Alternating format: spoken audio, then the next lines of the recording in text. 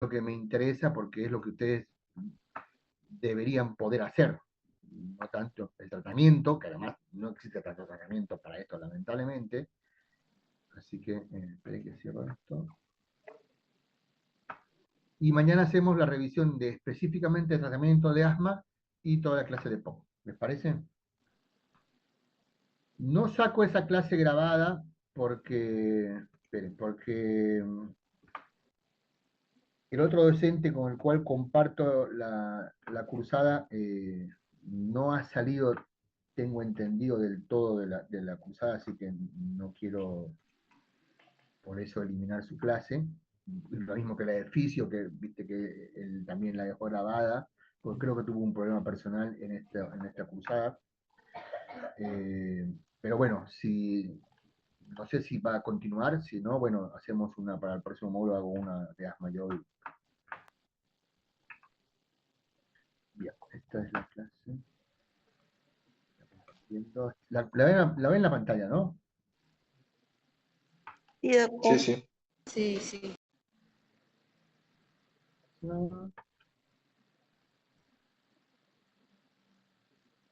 Bien.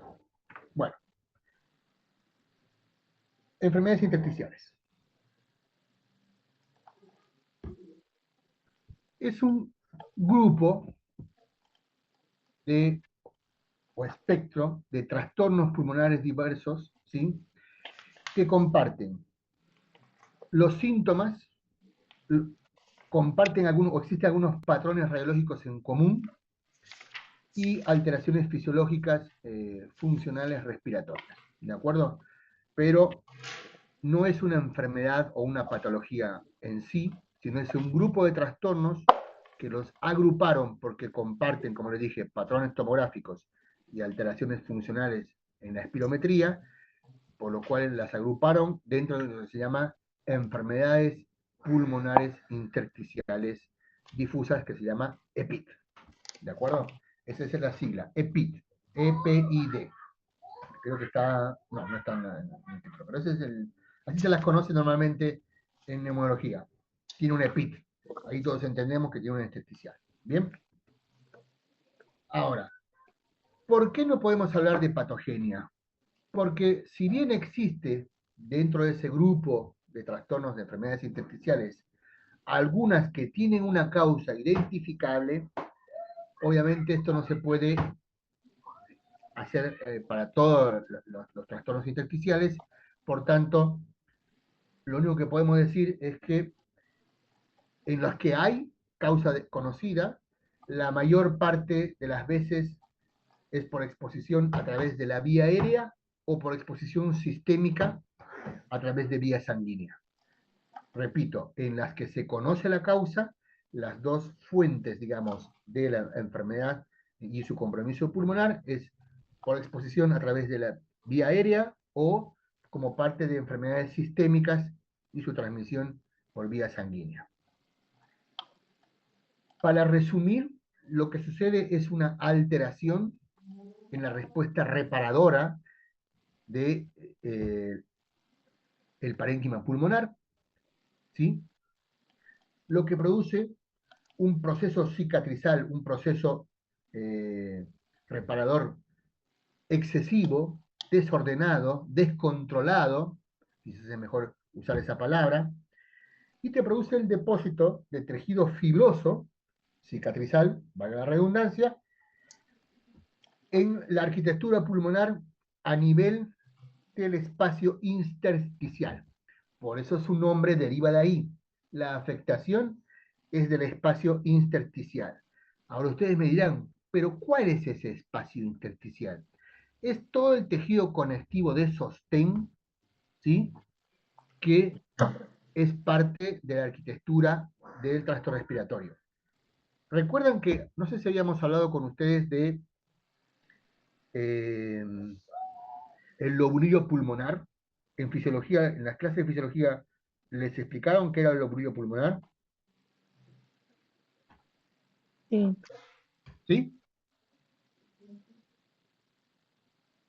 sí, era una parte de la arteria, de la vena. Exacto. El lobulillo pulmonar es la unidad funcional del aparato respiratorio. ¿Sí? Partamos de esa base. Cuando les pregunten qué es loburio pulmonar, es la unidad funcional del aparato respiratorio. Tiene forma poliédrica, ¿sí? Y mide más o menos eh, de 1 a 3 centímetros. Ese es el tamaño del loburio pulmonar. ¿Bien? Bien. ¿Cómo se divide el loburio pulmonar? Está rodeado por eh,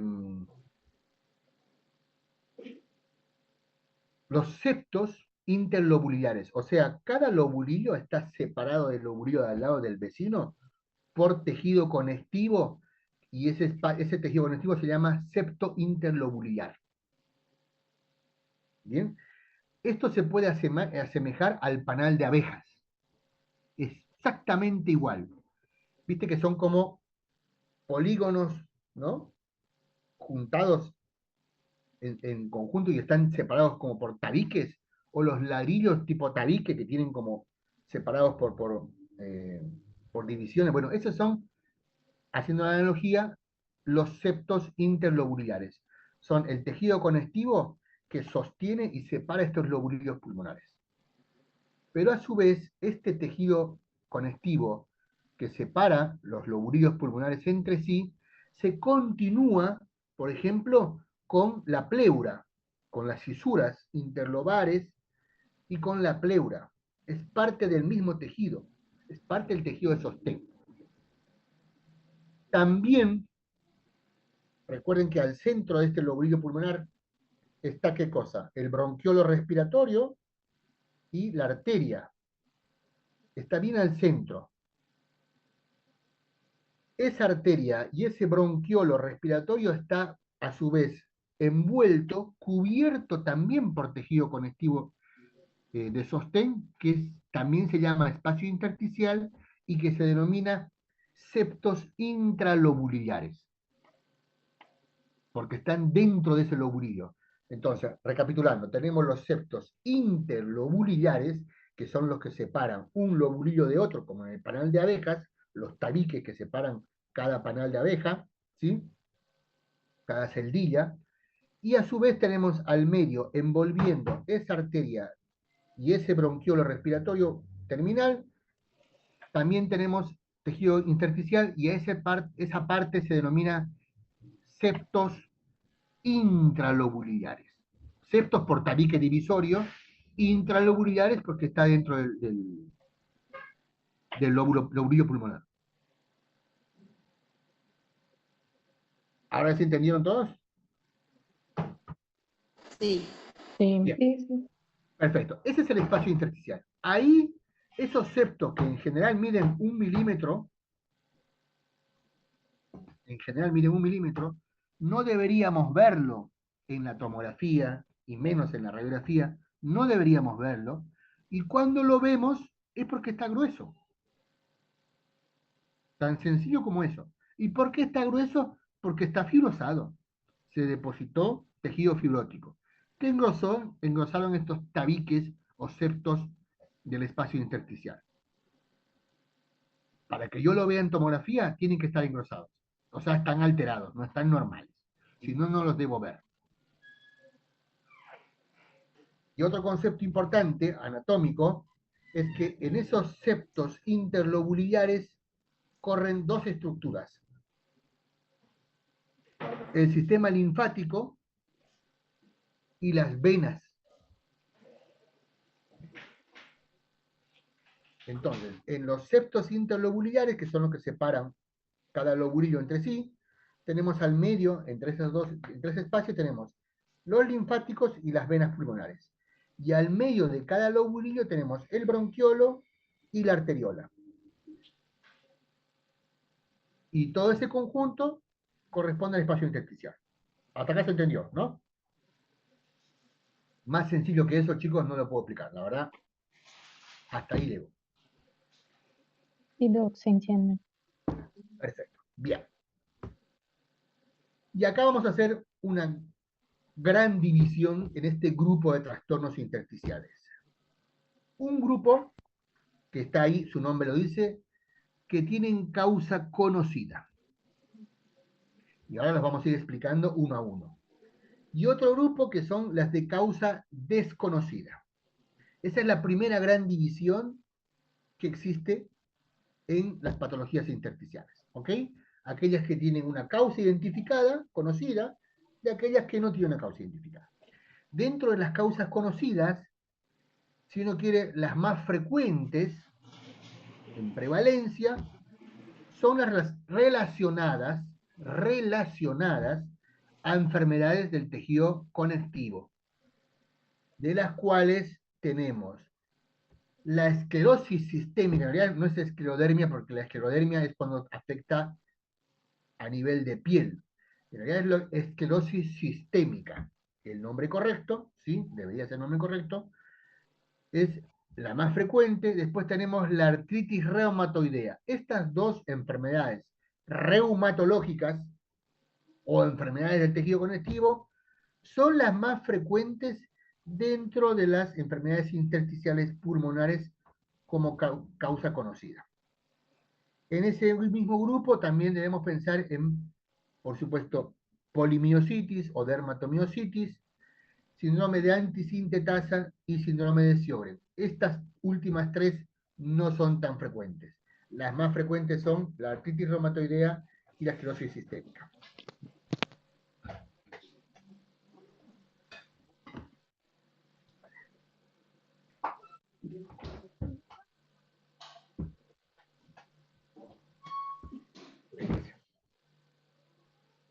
Luego tenemos la relacionada a la exposición a fármacos, medicamentos. Esto es lo que es mi teléfono. Sí, seguro. Tomame el teléfono. Perdón, hasta llegó mi hija y está robando el teléfono. Bueno, entonces, dentro de la exposición o relacionada a fármacos, la más frecuente y número uno, cuando ustedes vean una enfermedad intersticial, deben preguntar dentro de los fármacos los antiarrítmicos, de los cuales la amiodarona es la princesa de los fármacos productores de enfermedad intersticial. ¿Ok? Bien. Ya donde. Después hace caso para cambiarte para ir a donde Carla. Amiodarona entonces es lo primero que debemos indagar y en realidad tenemos que hacer una lista de todos los medicamentos que alguna vez de forma regular, aunque sea por corto tiempo, el paciente los tomó o los toma en el momento de la evaluación. Antibióticos, de los cuales la nitrofurantoína, muy frecuente en infecciones urinarias, los ginecólogos la usan mucho. Las sulfatalacinas no, ya no se usa tanto, y las cefalosporinas son dentro de las más frecuentes. Igual repito, tenemos que hacer una lista de todos los fármacos que pudo haber el paciente recibido. Dentro de los antiarrítmicos, sacando la amiodarona, los betabloqueadores. Dentro de los antiinflamatorios, todos los AINES. En los anticonvulsivantes, la fenitoína, la carbamazepina y antidepresivos como la fluoxetina, entre los más frecuentes. Y dentro de los agentes quimioterápicos, la bleomicina, ¿sí? El metotrexate y la azatioprina son las de uso más frecuente y son las de más frecuentemente están relacionadas a enfermedades intersticiales. De hecho, para empezar la bleomicina, los oncólogos y los reumatólogos siempre piden una espirometría. ¿Por qué? Porque la espirometría, y acá les voy a hacer una pregunta, me voy a adelantar un poquito. ¿Qué patrón creen ustedes o sospechan que me va a dar la espirometría? ¿Obstructivo o restrictivo en los pacientes con enfermedades intersticiales?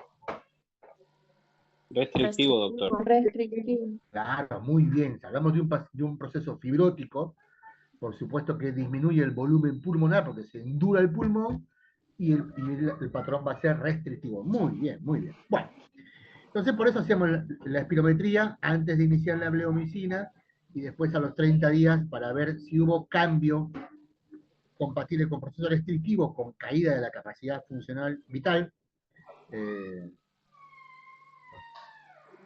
capacidad vital forzada, y ahí me va a dar el patrón restrictivo. ¿Sí? Bien.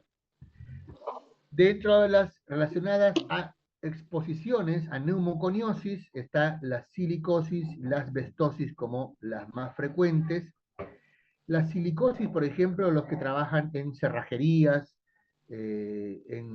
con metales, son los que están en la industria de la fabricación de porcelanato, de inodoros, esos son los que generalmente están relacionados a la exposición a silicosis. Y la asbestosis, bueno, fábricas y también los que trabajan en el subterráneo están expuestos al asbesto. El talco, el estaño y el hierro dentro de la minería también son como causas más frecuentes. También están las relacionadas a neumonitis por hipersensibilidad, que están muy relacionadas a la exposición, sobre todo de aves, ¿sí? Palomas, las periquitas, que son como los loros, los papagayos, todas esas aves son las que más frecuentemente están relacionadas a la neumonitis por hipersensibilidad, es por las plumas y por el excremento. El pulmón del agricultor, porque hay mucho moho, mucho hongo ahí lo que usan en la paja, en el heno que utilizan los criadores de vacas, de cerdos. El pulmón del humidificador y de tina caliente son los que trabajan en saunas, en lugares con aguas termales.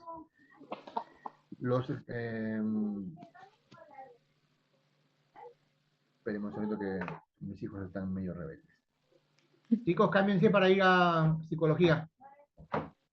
No van a renegar. Perdón. Y los que trabajan con industria de lavadores de queso, los que trabajan en vino, en la industria del corcho, los que trabajan relacionados con la caña de azúcar, los que cosechan la caña de azúcar, esos son los que pueden desarrollar neumonitis por hipersensibilidad, que tiene un patrón tomográfico muy específico que más adelante se los voy a mostrar. Y las vasculitis, que son como las princesas dentro de las causas conocidas. Obviamente muy relacionadas a enfermedades de tejido conectivo también, pero como el lugar, el proceso es más relacionado a la parte vascular, no las ponemos en el mismo grupo, eh, las separamos en un subgrupo. Así que de las cuales la granulomatosis con polangiitis es la más frecuente, el Dupasteur, el Charles Strauss y el Berger son las más frecuentes como causas de enfermedades intersticiales pulmonares asociadas a vasculitis. Las causas desconocidas, la número 1 es la fibrosis pulmonar, su nombre lo dice, idiopática, porque su causa en realidad es desconocida. Que no quiere decir que no tenga causa, lo que pasa es que la desconocemos por ahora, quizás más adelante, en 10 años, sepamos exactamente cuál es la causa de esto y se modifique este grupo. Pero bueno, por ahora la fibrosis idiopática pulmonar es la FPI, por sus siglas, es como la más frecuente, o sea, la número 1, ¿sí? Después tenemos el COF, que es la neumonía organizativa criptogénica, la neumonía intersticial aguda, el BOP, que es la bronquiolitis respiratoria con enfermedad pulmonar intersticial, la descamativa, está relacionada al tabaco, aunque no lo crean, pero como no está directamente relacionado como agente etiológico, es más un factor de riesgo, por eso no se la puede poner dentro del grupo de las de causa conocida. Porque si bien es más frecuente en pacientes con exposición al tabaco, todavía no se ha llegado a determinar de forma fehaciente que sea un agente causal, sino más bien como un factor de riesgo nada más. Bueno, después tenemos las enfermedades que no son clasificables o que son enfermedades sistémicas relacionadas con enfermedad intersticial, de las cuales las principales son la sarcoidosis, la amiloidosis y la linfangioleiomyomatosis, son como las más frecuentes, y la proteinosis alveolar también. Son como las más frecuentes y debemos siempre tomarlas en cuenta como diagnósticos diferenciales. Bueno, ¿cómo es el diagnóstico? Primero es clínico. ¿Y cómo es el diagnóstico clínico? ¿Qué síntomas debemos buscar? Los mismos que en todo proceso respiratorio. Disnea, principalmente. Ahora, ¿cómo es la disnea de un paciente con enfermedad intersticial? ¿Cómo piensan que va a ser? Progresiva. Muy bien. Progresiva y sobre todo de inicio lento, insidioso. Arranca en muchos años. Cuando uno entrevista a estos pacientes te dicen, no, en realidad probablemente unos 10 años, que cuando subía escaleras rápido, corría, me agitaba un poquito, pero me detenía, porque como yo no hago mucho ejercicio, soy medio gordito, me paraba y después al minuto se me pasaba, pero ahora hace 2 años que es cada vez más intensa la falta de aire. Entonces, suele empezar así, muy lento, casi imperceptible la disnea y suele obviamente progresar con el tiempo, pero es de larga data, ¿sí? Es eh, muy larga la evolución de la neumonía intersticial. La enfermedad intersticial, perdón. La tos, que generalmente es seca, es muy raro el paciente que te diga que tiene tos productiva, generalmente es seca. Así que disnea, tos, dolor torácico, generalmente en fases ya avanzadas, relacionadas al esfuerzo intenso, recién ahí aparece el dolor torácico, y síntomas sistémicos como pérdida de peso y debilidad generalizada, entre otros. Y acá debo hacer una salvedad. En la única situación en la cual puede haber un dolor torácico súbito, muy intenso, es en la linfangioleiomyomatosis, que tiene la sigla de LAM, es una enfermedad de grupo de las intersticiales que se caracteriza por lesiones quísticas, difusas, bilaterales, y que se pueden romper y producir neumotórax espontáneos. Entonces ahí va a predominar el dolor súbito del neumotórax y quizás no haga la disnea previa eh, o quizás no le identifica el paciente y te consulta directamente por dolor torácico y disnea súbita. Y ahí lo que nos va a dar el diagnóstico es la tomografía, por supuesto, ¿no? Bien, entonces hasta acá el diagnóstico es clínico y radiológico y que se pide, obviamente, estudios funcionales, principalmente espirometría, que te va a dar, como ya muy bien lo dijeron ustedes, un patrón restrictivo con caída de la capacidad vital forzada como rasgo característico.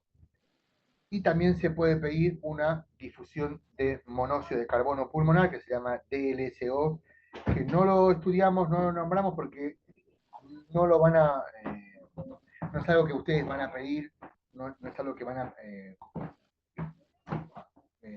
probablemente por ahora, ver los resultados, así que no tenía sentido que lo evaluemos, pero lo que hace es un análisis y te hace un análisis de la tasa de intercambio gaseoso, te infiere la tasa de intercambio gaseoso a través de la medición del monóxido de carbono, a través de una medición de gases que se hace en un aparato especial, ¿sí? Que te da bajo el valor en todo caso, igual que la espirometría como todo patrón restrictivo. Por pérdida de unidades funcionales pulmonares, por supuesto, como se engrosa el espacio intersticial, ¿qué es lo primero que se va a dificultar? El intercambio gaseoso.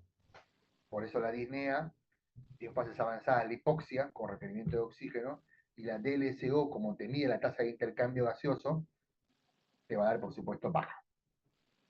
El test de caminata es un estudio que se hace con una caminata de 6 minutos de duración, está estandarizado así, 6 minutos, y lo que se mide son dos parámetros. La distancia recorrida en esos 6 minutos y la tasa de desaturación que se presentó en esos 6 minutos de caminata. Cuando está descendida la distancia, que obviamente tiene límites normales inferiores, como todo estudio funcional, y la desaturación por debajo de 94, y el tiempo de duración de esta desaturación te va a dar el grado de severidad de la limitación funcional que te está dando la enfermedad intersticial lo que además te da un factor pronóstico, porque a menor valor obtenido, es decir, a menor distancia recorrida en esos 6 minutos y a mayor severidad de desaturación, por supuesto, mayor avance de la enfermedad y peor pronóstico a corto plazo. ¿Sí?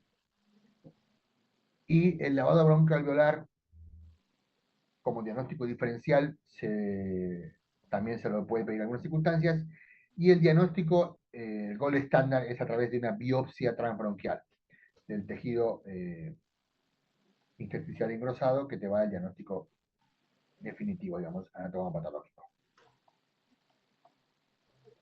Ya habíamos hablado de la clínica, disnea, tos seca, dolor torácico, generalmente en fases avanzadas. Hemoptisis, ¿en quién de ustedes piensan del grupo de las enfermedades intersticiales me puede dar hemoptisis?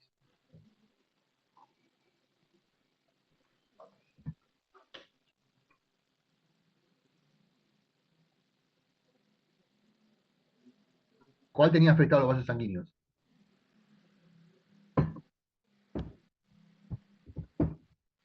¿Las VAS? Una vasculitis. Ah, muy bien, las vaculitis. Las vaculitis. Bien.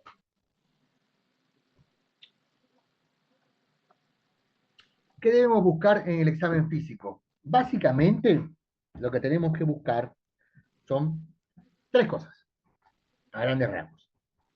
Primero, tenemos que buscar signos de enfermedades del tejido conectivo, porque recordemos que habíamos dicho que dentro del grupo de las causas conocidas, las enfermedades del tejido conectivo son las más frecuentes. Entonces, primero tenemos que buscar siempre signos físicos compatibles con una enfermedad del tejido conectivo, ¿no? Los dedos en palillo de tambor, artritis, úlceras vocales, orales, ¿no? Conjuntivitis,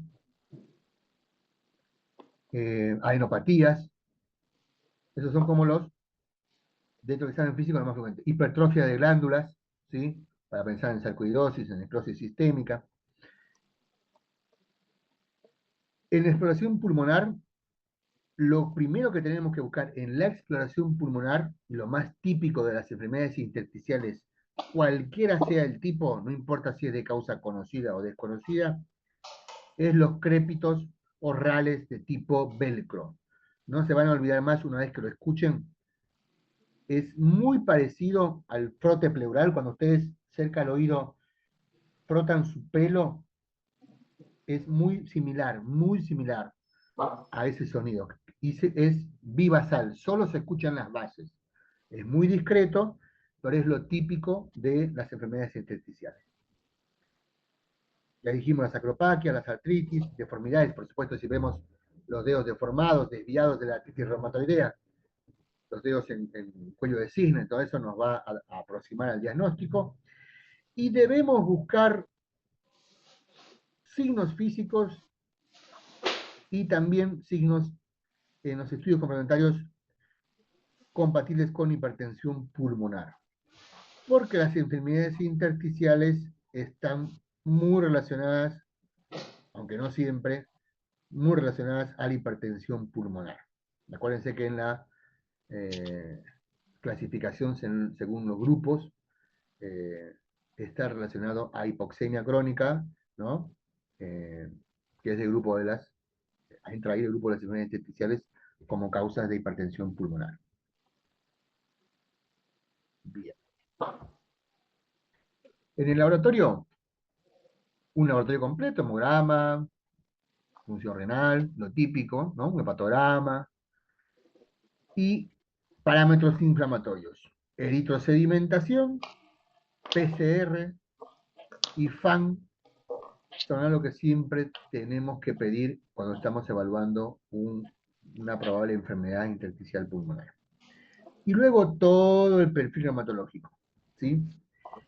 Para no pedir todo, obviamente uno en el examen físico, uno tendría que haber visto si oriento más a la artritis, a la esclerosis sistémica, a las dermatopolimiositis o al síndrome antisintetasa. Bueno, se supone idealmente que uno debería haber hecho la evaluación, Pero en general, en la práctica, lo que se hace normalmente en los centros que se atienden este tipo de patologías es trabajar en conjunto con un reumatólogo, ¿sí? Por ejemplo, por experiencia propia, en el Sanatorio Güemes, en el grupo hay un grupo, un equipo de médicos que son intersticiólogos, ¿sí? En los que participan neumonólogos, intersticiólogos y reumatólogos. Entonces, en conjunto van y evalúan los pacientes y con los reumatólogos deciden específicamente de todo el perfil reumatológico que le van a pedir para no pedir todo el panel interminable que se debería pedir en caso contrario. ¿De acuerdo? Bien. El algoritmo más o menos como les dije, primero buscar las sospechas clínicas, ¿no? En base a antecedentes, recuerden, exposicionales, farmacológicos, ¿no? Siempre cuando uno hace una historia clínica neumonológica, no sé si les enseñaron en semiología, debemos investigar, preguntar dónde nació, si tuvo exposición a biomasas, por ejemplo, carbón, leña, si estuvo expuesto a, por hobby o por trabajo, a silicosis, asbestosis, ¿no? ¿En qué trabaja? Si trabaja en la industria metalúrgica, trabajó en fábricas, vive cerca de fábricas. Por eso es importante buscar antecedentes exposicionales, sean laborales o ambientales por vivienda, eh, fármacos, todo eso en cuanto a antecedentes, ¿no? Y antecedentes familiares, por supuesto, de enfermedades intersticiales, y en la exploración física lo que ya dijimos, principalmente RALes, signos indirectos de hipertensión pulmonar y todo lo que haga sospechar una enfermedad reumatológica. El laboratorio ya lo hablamos, las pruebas de función pulmonar, espirometría fundamental, DLSO, que es la tasa de difusión de monóxido de carbono, el test de marcha de 6 minutos, en principio, y después plefismografía para medición de volúmenes pulmonares.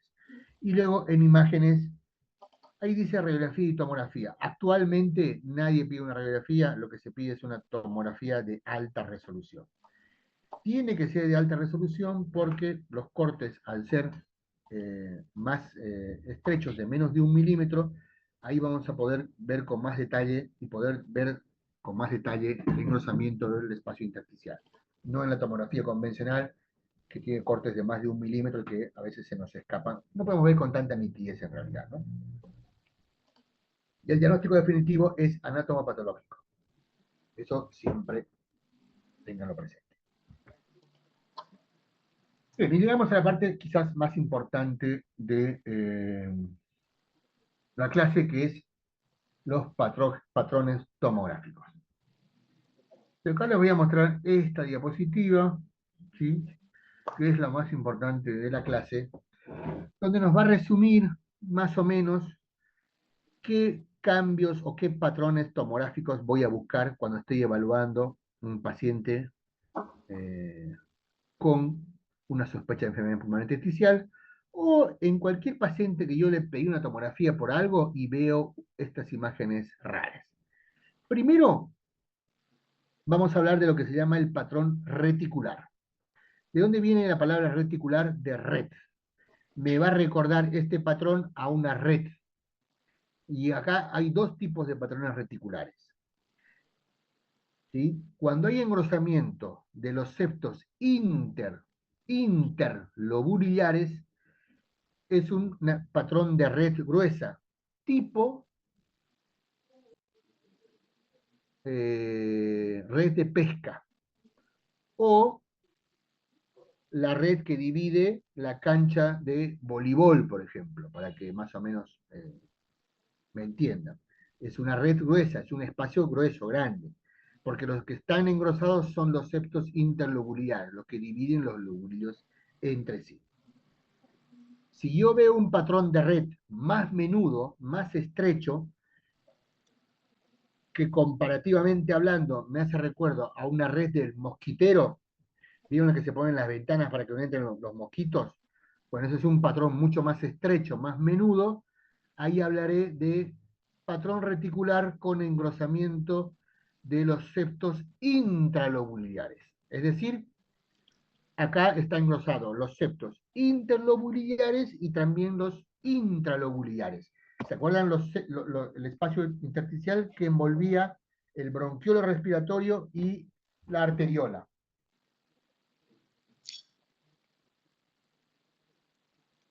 Bien, ¿hasta acá alguna duda?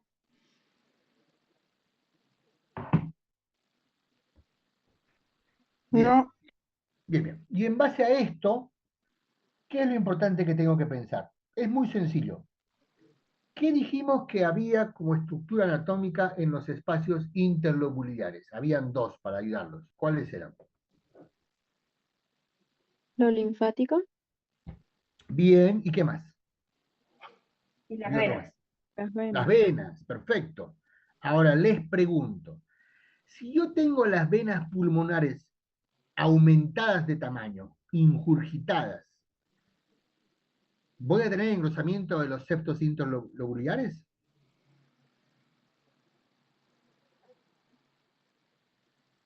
¿No? ¿Por qué no? Si van a estar Sí, gruesas las venas. porque No, forma Pero, o parte sea, del texto interlocutor.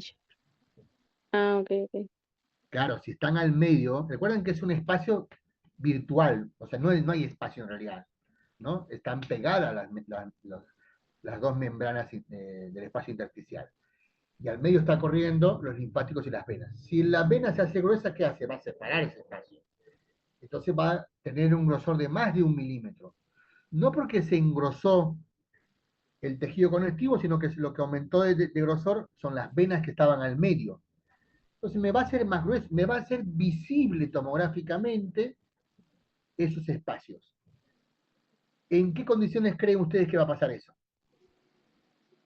¿Cuándo se incurgitan las venas pulmonares? Insuficiencia cardíaca izquierda. Perfecto. ¿Vieron lo que se llama líneas B en la radiografía? Típico de insuficiencia cardíaca. Bueno, eso es exactamente lo que pasa. Engrosamiento de los septos. Ahora, si yo tengo una patología con engrosamiento de los linfáticos, por ejemplo, tengo una enfermedad carcinomatosa, están engrosados los linfáticos. Igual que en las venas, si están engrosados, me va a engrosar el septo interlobular. Es otra causa de engrosamiento de los septos interlobulares. Pero acá, ¿qué pasa? ¿Qué pasa? Que, espera un momento. La característica del engrosamiento de los linfáticos por patología carcinomatosa es arrosariada, es nodular. ¿Qué significa esto? Y acá vamos a hacer una división clara. Cuando se engrosan las venas por patología cardíaca o por hipertensión pulmonar por un test, por ejemplo, también se engrosa. Va a ser lineal, porque las venas están dilatadas, pero son lineales, ¿sí? O cuando están engrosados por patología intersticial pura, no por patología linfática o venosa, sino por engrosamiento realmente de los septos del tejido conectivo, este engrosamiento va a ser lineal. Cuando están engrosados los linfáticos, son como nódulos, son como pelotitas engrosados en los septos interlobulares. Esto es típico de la linfangitis carcinomatosa. Es la forma de diferenciar la linfangitis carcinomatosa de la enfermedad intersticial. Bien, ¿hasta acá entendimos? Sí. Perfecto. Entonces es un engrosamiento lineal, uniforme. Ese es me da el patrón reticular. Y puede ser de los septos interlobulares y de los intralobulares. Dentro de la patología intersticial, este patrón reticular está íntimamente relacionado o es parte de el patrón tomográfico de una enfermedad intersticial. Descartamos todo lo demás, que habíamos hablado, insuficiencia cardíaca, TEP, linfaquitis carcinomatosa. La neumonía por neumocitis giovesi, el PJP, y de tipo viral, también puede hacer engrosamiento de los septos interlobulares, pero se acompaña de vidrio esmerilado y se acompaña de nódulos intraparenquimatosos, que no aparecen, digamos, en la enfermedad intersticial. ¿Bien? Bien. Entonces, ese es el primer patrón que quiero que se memoricen, tomográfico, que es el patrón reticular, la imagen en red, que puede ser grande si solo está afectado el septo interlobular y pequeño cuando está afectado el intralobular, parecido a la red del mosquitero. El patrón con disminución de atenuación es otro patrón que también se lo denomina patrón quístico dentro de las patologías intersticiales. ¿Se acuerdan que les había hablado de esto, de la linfangioliomyomatosis o LAM? Bueno, las flechas que ven ahí amarillas, esos son los quistes de la linfangioliomyomatosis. Esos quistes se rompen y te pueden producir el neumotórax, que es típico en la LAM. También está presente en la neumonía intersticial linfocítica, en los neumatoceles y en las histocitosis de células de Langerhans. Y que se debe diferenciar siempre del enfisema, por exposición al tabaco, por supuesto. Ese es otro patrón de enfermedad intersticial, el patrón quístico, típico de ese grupo de patologías. Cuando vean esas imágenes quísticas, debemos primero pensar en que no sean enfisema, por EPOC, ¿no? Y que no sean infecciosas por parásitos y que no sean cavidades por micobacterias. Pero ¿qué va a diferenciar este patrón quístico de las cavidades? El grosor de la pared. Recuerden siempre que el enfisema y los quistes pulmonares son de pared delgada, de menos de 1 milímetro. Los que tienen pared gruesa generalmente son cavidades, porque tienen de grosor más de 1 milímetro. ¿Ok? Bien. Esa es la forma de diferenciar. Cuando vean estas imágenes, quistes de las cavidades. Los diferencia la pared. Las cavidades, pared gruesa, reforzada. Los quistes y el enfisema, pared delgada, de menos de 1 milímetro. Bien. Son de pergamino central. Noten que la distribución está al medio. No está tan pegado a la pleura. El otro patrón tomográfico de las enfermedades intersticiales es el patrón nodular, que es muy parecido a la tuberculosis miliar. ¿Sí? Hay micronódulos difusos que están, ¿cuál es la diferencia? Están dentro de los espacios intersticiales. Entonces, esto es típico de la sarcoidosis, que está dentro del grupo de las enfermedades intersticiales. Las metástasis múltiples también te pueden dar patrón nodular. Y la tuberculosis miliar es otro diagnóstico diferencial cuando vemos un patrón nodular. ¿Sí? Primero, siempre pensar en tuberculosis, por supuesto, luego en metástasis y en tercer lugar, sarcoidosis. También tenemos que pensar acá en neumocistis giovesi, como dije antes, por los nódulos. Pero, ¿qué es lo que me va a faltar acá? El engrosamiento de los septos y el vidrio esmerilado. Tengo que pensar en eso. Y el antecedente, por supuesto, de HIV, ¿no? Que sería lo otro que tengo que pensar o buscar para ver si es o no una infección por PJP. Y luego tenemos el patrón consolidativo o de aumento de atenuación, que hay dos tipos. El patrón en vidrio esmerilado, que ya lo vimos previamente en neumonía. Ven las flechas amarillas que están marcando la diferencia de densidad o de atenuación en unidades Hounsfield que hay en la tomografía. Está el vidrio esmerilado, porque está con vaciamiento parcial alveolar, por eso tiene el patrón de vidrio esmerilado. Y cuando está ocupado en su totalidad, puede dar el patrón consolidativo, es decir, patrón típico como si fuera una neumonía. por ejemplo, en la neumonía organizativa criptogénica, el COP, que ahora después vemos ejemplos más adelante en las tomografías. Entonces, repasemos rápidamente. En patologías intersticiales tenemos 4 patrones que tenemos que buscar. El patrón reticular, que es el engrosamiento de los septos, cuando es grande, tipo red de pesca, es compromiso de septos interlobulares. Cuando es pequeño tipo mosquitero, tenemos que pensar en compromiso de los septos intralobulares también, aparte de los interlobulares. Ese es buscar el patrón reticular. El patrón de disminución de atenuación o patrón quístico, tenemos que pensar en enfisema como diagnóstico diferencial y en tuberculosis, pero lo que nos va a diferenciar es el grosor de la pared.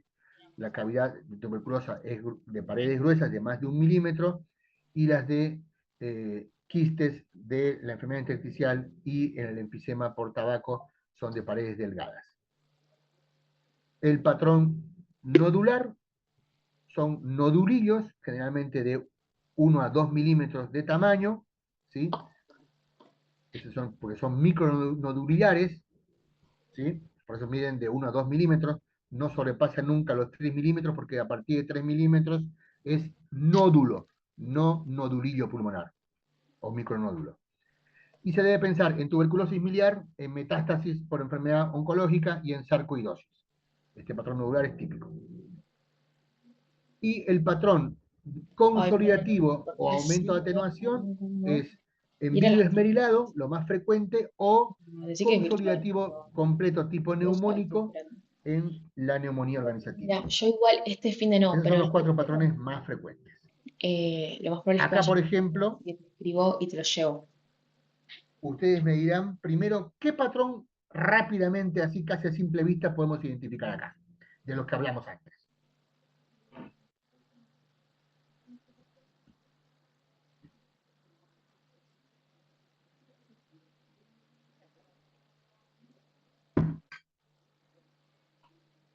¿El vidrio esmerilado?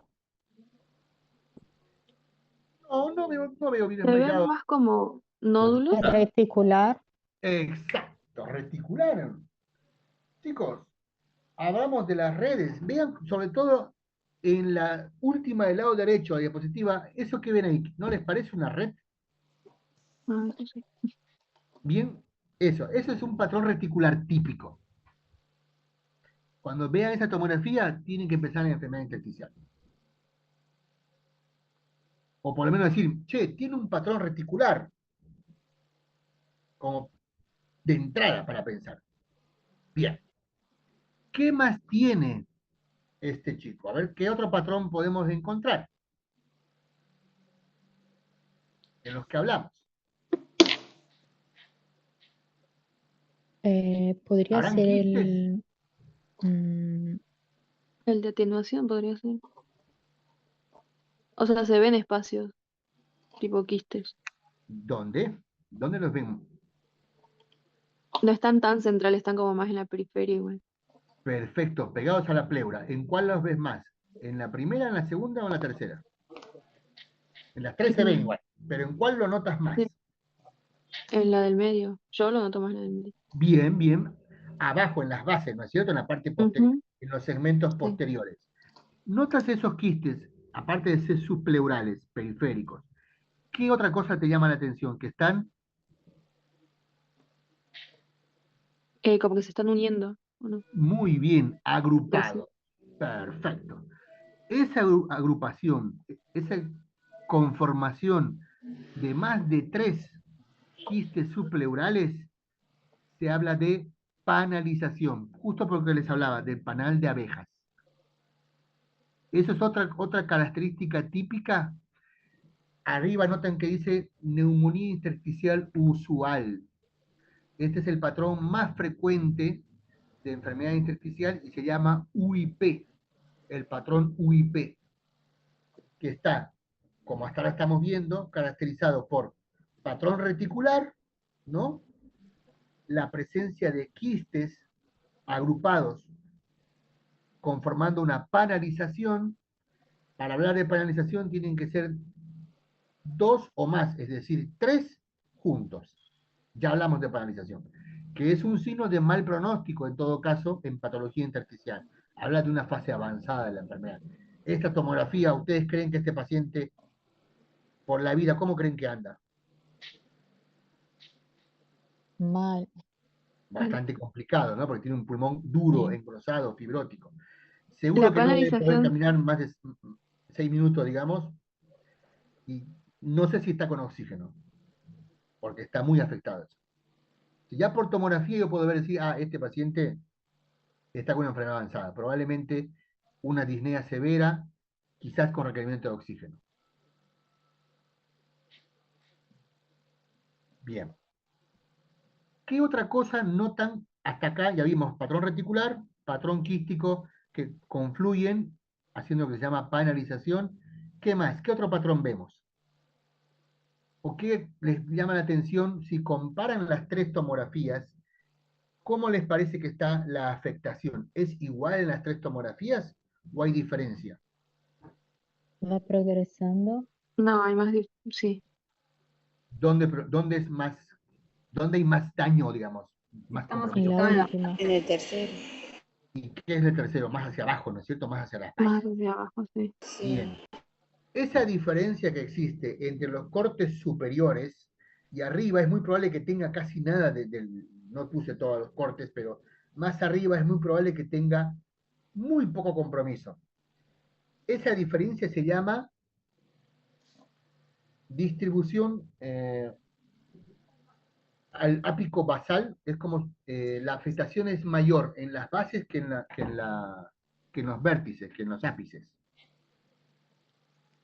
Se llama gradiente ápico basal. Es decir, que hacia abajo está mucho más afectado que hacia arriba. Ese patrón sumado al patrón reticular, a la panalización y a este gradiente ápico basal, ya me dan 3 puntos para hacer una UIP. ¿Qué otra cosa notan acá? Es un poquito difícil ver, pero el pulmón, ¿les parece de un tamaño normal comparado con el corazón?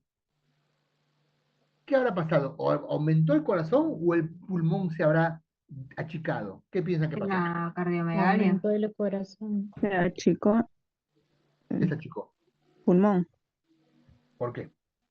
por la fibrosis, supongo. Muy bien. Miren qué sencillo analizar.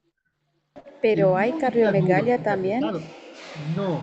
Se está dando una falsa cardiomegalia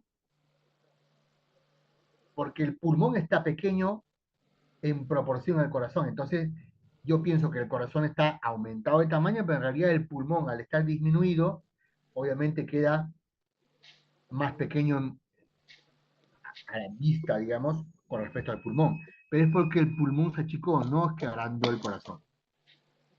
Esto se llama pérdida de volumen pulmonar. Es otra característica del UIP. El pulmón está más chico.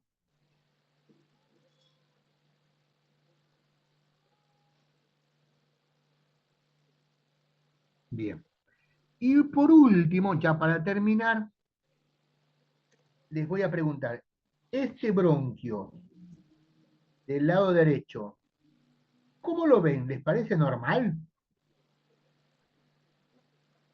¿Así Aumentado. se ven los bronquios Dilatado. siempre? No, dilatado.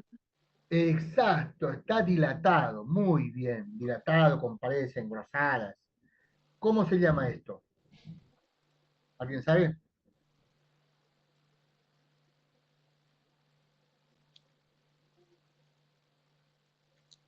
Bronqui, ¿Bronquiectasia? bronquiectasia. Esa es una bronquiectasia. La dilatación bronquial, cuando es irreversible, es permanente, se llama bronquiectasia. La bronquiectasia también es parte del UIP. Sí. Ok.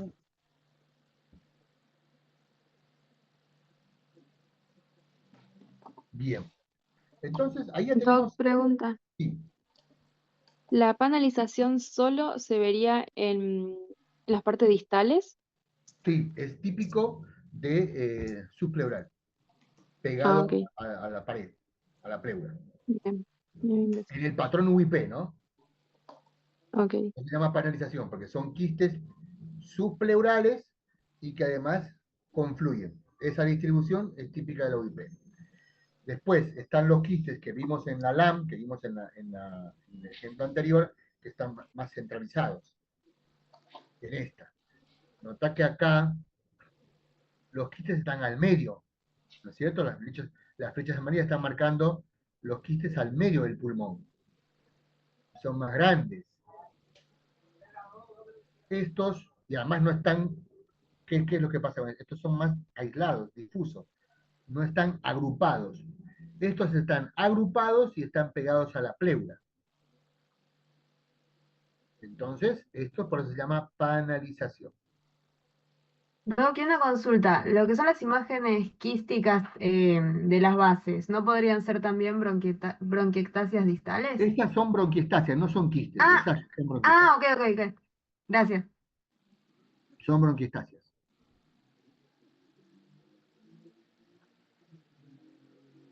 Bien. Acá, ¿qué otro patrón ven acá? Vidrio esmerilado. Bien, acá predomina el vidrio esmerilado. Muy bien, correcto. ¿Ven engrosamiento de los septos acá?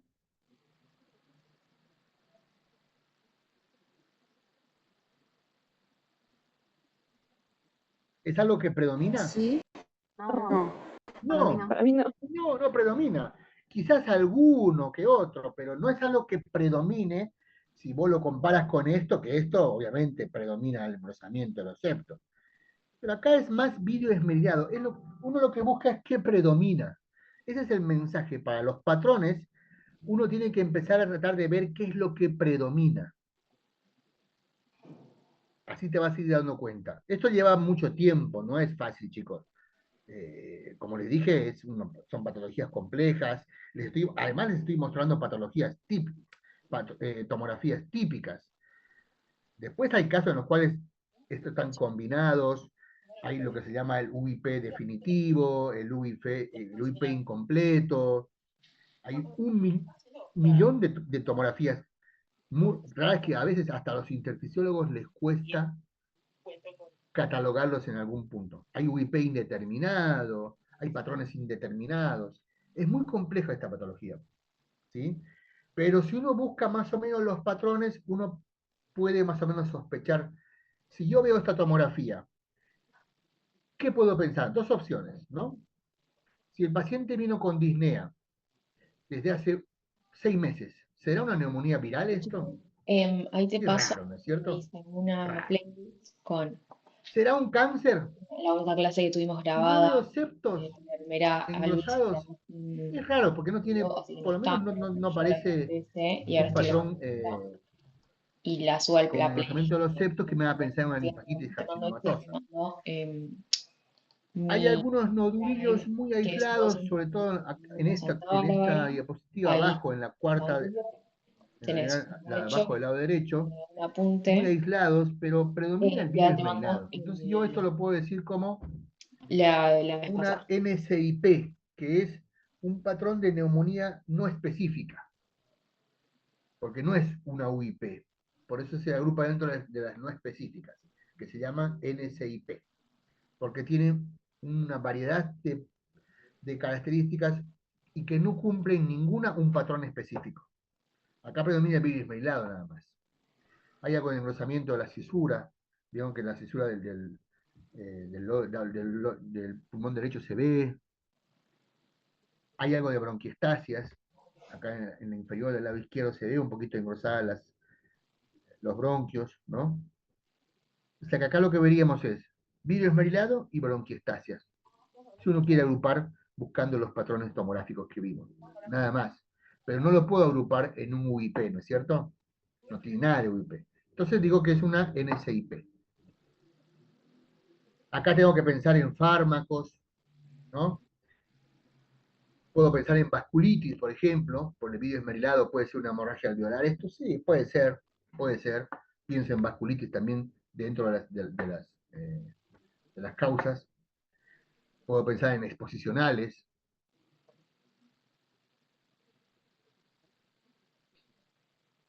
Y esta es la que hablamos de la neumonía organizativa, o COP. Noten que acá, ¿qué es lo que predomina acá? Todo. El nodular. También tiene vidrio esmerilado esta. Perfecto. Acá Sí. primero predomina el vidrio esmerilado. Muy bien. Pero hay algo que llama la atención. Dentro del vidrio esmerilado hay áreas en parche que, ¿qué les pasa? Que están con tendencia más a la consolidación. Noten en el lado derecho, debajo del bronquio, en esta área hay una parte que se está consolidando. Y hay sectores que están con tendencia a la consolidación. Hay bronquiestasias, ves que están con las flechas marcando las bronquiestasias. Hay dilatación. Los bronquios no es normal que se vean en la tomografía.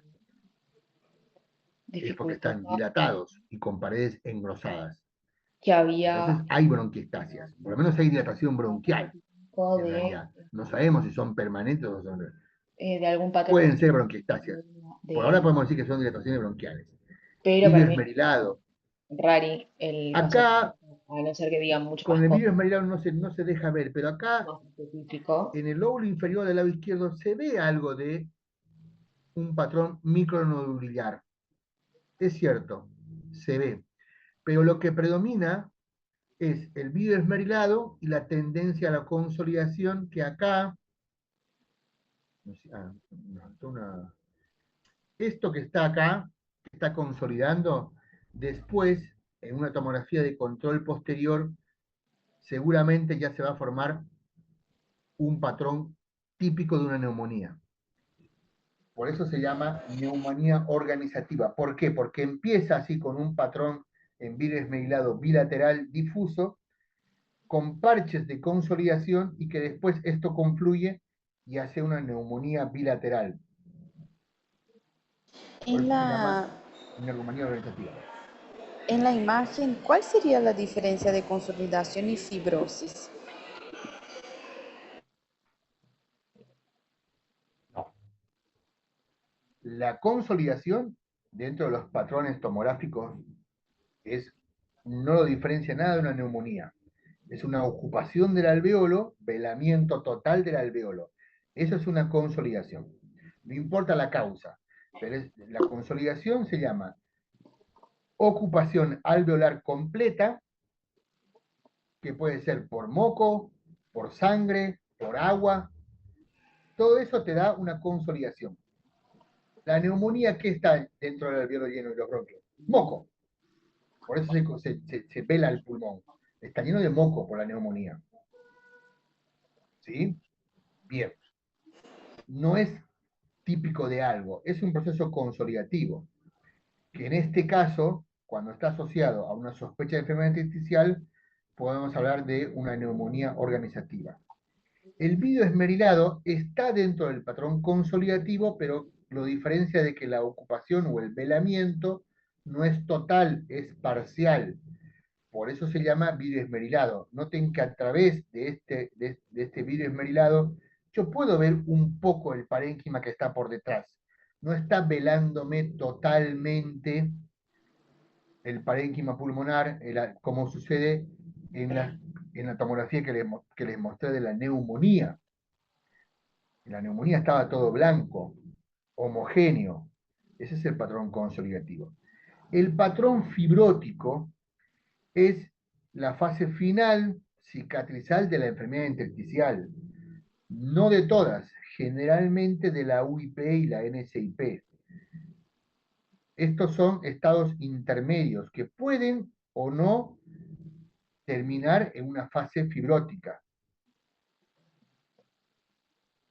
La fibrosis Entendí, es el gracias. diagnóstico anatomopatológico de la fibrosis, o sea, la alteración de la arquitectura pulmonar final por fibrosis, por depósito de tejido cicatrizal anormal y excesivo. No es lo mismo que el patrón tomográfico. Esto es una neumonitis por hipersensibilidad, y acá, ¿qué predomina? También un poco de vidrio esmerilado, ¿no? Bilateral, algo de aspecto consolidativo en algunas partes, Las bronquiestasias, acá vean que se ve perfectamente dibujado el bronquio inferior derecho. Al lado izquierdo también se ve algo de bronquiestasias. Dale, En este Loli. sí, por ahí, aunque no es lo que predomina, hay un poco de Para allá engrosamiento de los porque septos, pero en realidad lo que predomina para el fin de que viene. más es el Vamos a charlar. bioesmerilado también, Porque sí, ¿no? porfa, igual la semana Y que las viene vamos a bronquiestasias. hablar por las dudas que me olvide, como No rindo el lo- viento. por eso no lo puedo agrupar en una UIP, Tengo porque tanta tiene obligación por bronquiestasias, háblame si no me olvido. tiene algo de septos engrosados, pero no es lo que predomina, y en realidad predomina el bioesmerilado. Nada más que eso. Si uno está describiendo patrones, no haciendo diagnósticos, obviamente, ¿no? Ahora, ya para terminar, el tratamiento, en realidad el tratamiento está relacionado a si se conoce o no la causa. Por ejemplo, si está relacionado a una enfermedad del tejido conectivo, sea esclerosis sistémica o sea artritis reumatoidea, ¿qué le tendría que dar? Tratamiento específico, ¿no es cierto? Primero corticoides, luego inmunosupresores tipo metotrexate, hidroxicloroquina, dependiendo de qué es lo que predomina más, si lo pulmonar o lo articular. Pero el tratamiento está dirigido no específicamente a la enfermedad intersticial, sino a la causa que originó la enfermedad intersticial, es decir, a la enfermedad del tejido conectivo. Cuando la causa es conocida, lo que tratamos es la causa desencadenante. Nos abocamos a tratar esa causa. Si es una sarcoidosis, también le damos corticoides, porque el tratamiento es un corticoide sistémico. Perdón, un segundito. Hola. ¿Qué pasó?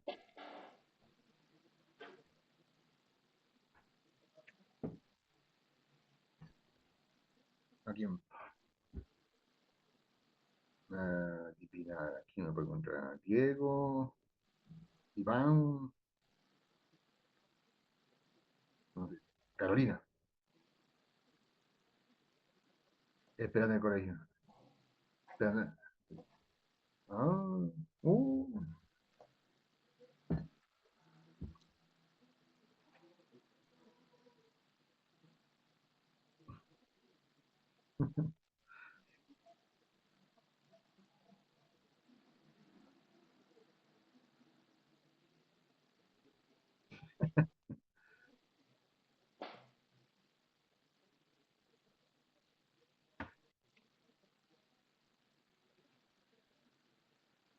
Bueno, dale. Ahora pongo la voz. Bueno, te cuento que estoy en clase. Estamos en clase. Clase. Se esperan con Ceci. Dale, chau, chau. Bueno, ahora sí, volvemos. Entonces el tratamiento, cuando la causa es conocida, se trata la causa. Si la causa es farmacológica, el primer paso es suspender, por supuesto, el fármaco, ¿no? Bien. Y después veremos cómo continuar según cómo evoluciona el cuadro. Cuando la causa es desconocida, es decir, idiopática, y cumple con criterios del patrón UIP, es decir, el gradiente, el patrón reticular, la panalización, las bronquiestasias, en ese caso pensamos en una fibrosis pulmonar idiopática. Y ahí tenemos que indicar antifibróticos. Los antifibróticos son dos: el nintedanib, que se lo puse acá creo, y la pirfenidona, sí. Son fármacos antifibróticos. ¿Qué significa esto? Lo que frenan es el proceso de fibrosis. No es curativo, porque solo enlentecen el proceso, no lo suprimen, y no es curativo reversible, o sea, no revierte el proceso fibrótico. Lo que ya está dañado, está dañado. Lo que hacemos es evitar el daño futuro. Ese es como el concepto de los antifibróticos. Y están indicados directamente en fibrosis pulmonar idiopática. Y se los puede usar en algunos otros tipos de enfermedad intersticial no en todos y generalmente en fase final, donde ya no hay mucho más que hacer. Y la linfangiolidomiomatosis tiene un tratamiento específico que se llama sirolimus, que es lo mismo, lo que hace es evitar el proceso de la formación de los quistes, pero ya el daño previo ya no lo revierte. Y acá siempre hay que ver el tema de los neumotórax, porque es algo que puede hacer a repetición. Yo tuve un paciente en el Güemes que tuvo, creo que 4 o 5 neumotórax. Y en esos casos, el tratamiento definitivo, y en todos en general, es el trasplante pulmonar, pero bueno, no todos son, no todos están en condiciones de soportar eso. Así que bueno, no es algo que de entrada se plantee, digamos, ¿no? Cosas para sugerir, lo importante es siempre la historia clínica, buscando antecedentes, buscando la progresión de la enfermedad, tratar siempre de ver si hay tomografías previas para comparar, porque si tiene una tomografía normal hace 10 años y ahora tiene una tomografía parecida a las que vimos, y es muy probable que sea una enfermedad intersticial, ¿no? Si ustedes ven una neumonía que no mejora, que sigue 2, 3 meses con todo tipo de antibióticos y no mejora, y plantéense otro diagnóstico, no neumonía. Y ahí piensen en intersticiales. Es como para llevarse de la clase de hoy, que quiero que se lleven. Y lo otro, siempre en intersticiales, es buscar hipertensión pulmonar. Siempre hacer un ecocardio para buscar dirigidamente hipertensión pulmonar por la PSAP, que es la presión sistólica de la arteria pulmonar. Más de 20 ya hablamos de hipertensión pulmonar, según la última guía, porque antes estaba más de 25, ahora es más de 20. Creo que eso sería todo por ahora por enfermedad intersticial. Hagan énfasis en los patrones tomográficos y en los algoritmos diagnósticos con las pruebas funcionales que dijimos que había que pedir. Es lo único que me interesa de enfermedades intersticiales para ustedes. ¿Dudas, preguntas, quejas?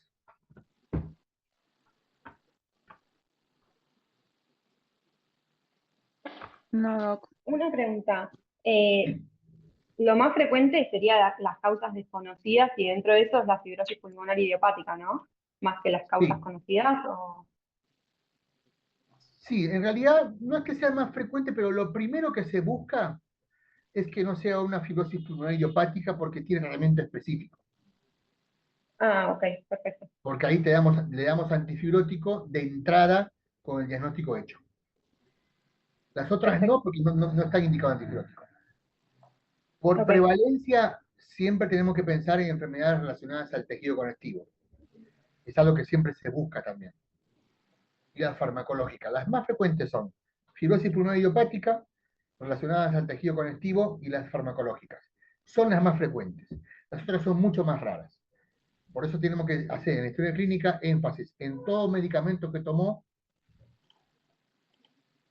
en exposición, en enfermedades reumatológicas, buscando síntomas de artritis y signos físicos de enfermedad reumatológica. Y ahí vamos a poder tratar de diferenciar.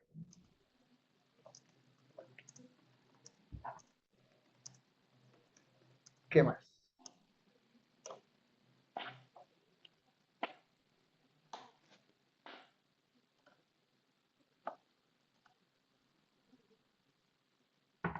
Bueno, muy bien. No habiendo más dudas ni preguntas, está todo claro entonces para el examen del viernes.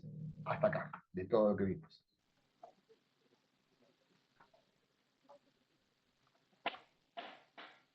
Gracias. Gracias. Gracias, Doc. Muchas gracias, Nos Doc. vemos. Nos vemos mañana en la última clase. Chao, gracias. Hasta luego. También.